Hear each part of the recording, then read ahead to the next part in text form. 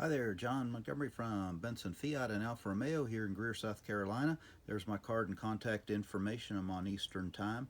Well, I'm also a member of Fiat Club America, and here's one of our old issues, Ricambi magazine. And you may have never seen it, but if you go to fiatclubamerica.com, you can sign up for free for a year and get this wonderful magazine. All kinds of great stories, vendors, historical photos, you name it. You know, club stories like my buddy Joe here and his family. It's a great story. But you know, you can access all this stuff if you sign up online and get the Ricambi archives. You can go back 30 plus years of all the issues we print every 2 months.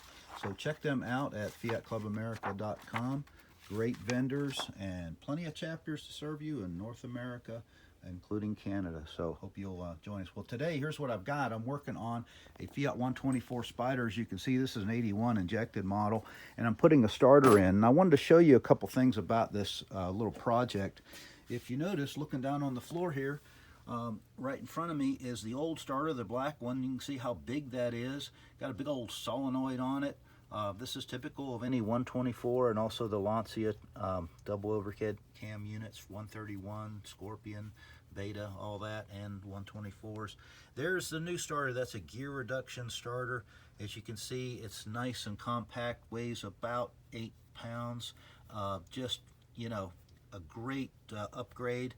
If you take a look here, you can see where the bolts go in. There's 3 bolts that hold these starters in. Here's 1, 2, and 3. So kind of like a little triangle shape, and this area doesn't use any, that's closest to the engine, that doesn't use any bolts there. So you got 3 bolts.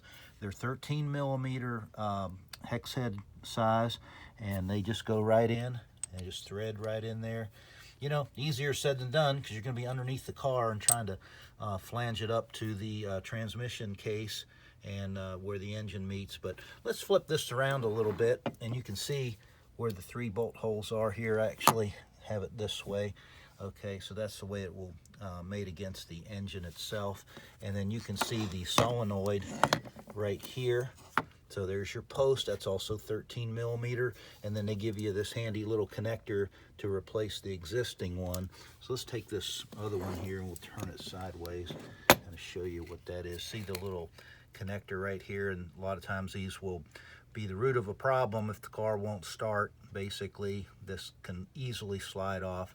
This is where all your terminations go, and one of the reasons why I replaced this is the prior owner basically left this a little bit loose, and so sometimes the car wouldn't start. So we decided to put a gear reduction starter in there.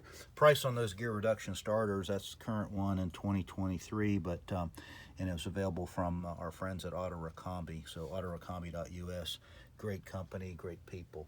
Anyhow, so now to do this job, you're going to need you know, some special tools. I should say special. You want to go ahead and get you a set of wobble drive extensions. You need a universal drive. That's usually in most people's toolbox. You can see I got my 13 millimeter out here. I was able to run this all the way down through the transmission tunnel to get my 3/8 drive socket on it.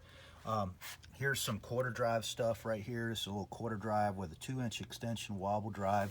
And if you're not familiar with wobble drives, you need to be. These are very easy to get. They're very cheap to buy, and what it does is it allows that socket to kind of bevel a little bit, maybe a few, you know, maybe 15 degrees or so, and it really will help you to get into these very tight areas. Now, I've got a little double combination ratchet here, which I used, and so you know, these bolts are not super tight, but usually they're covered in grease and just very hard to get to. But it's not that bad of a job to do.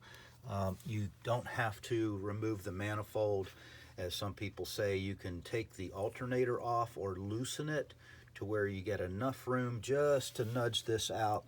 You may have to move some hoses out of the way and you know, move the fuel line gently out of the way and stuff like that, but it can be sort of delivered out through the front edge of the car. You may have to take off the charcoal canister bracket in order to nudge this out, but just take your time. Once you do that, the job to put it back in is pretty easy.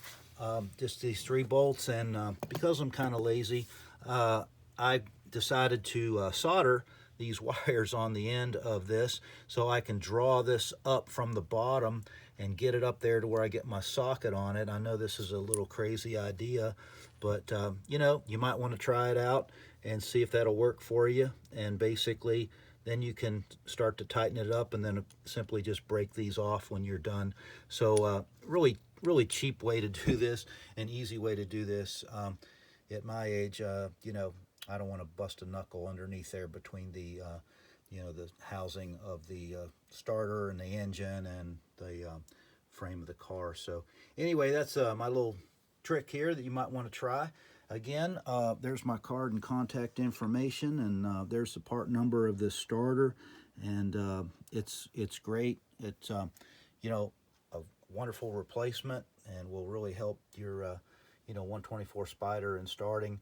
And so anyway, well, that's all I got today. And once again, don't forget about Fiat Club America. There's my card, and I hope that you're give me a shout.